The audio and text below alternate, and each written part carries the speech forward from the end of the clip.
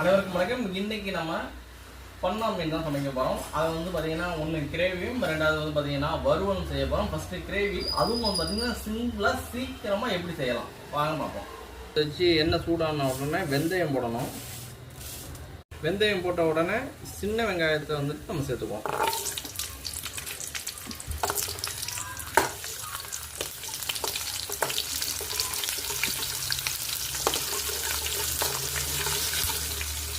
சின்ன வெங்காயத்தை நம்ம நல்லா வதக்கிப்போம்.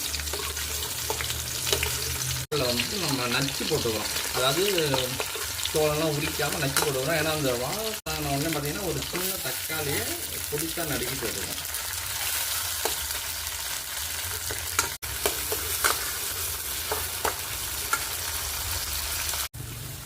இப்போ இந்த நேரத்தில் பார்த்தீங்கன்னா இந்த ஆயில்லையே நம்ம வந்து இந்த சக்தி மசாலாவை சேர்த்துக்கிறோம்.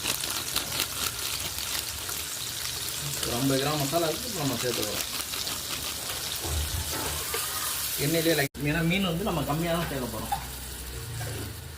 இது இன்ஸ்டண்ட்டாக செஞ்சு உடனே சாப்பிடலாம்.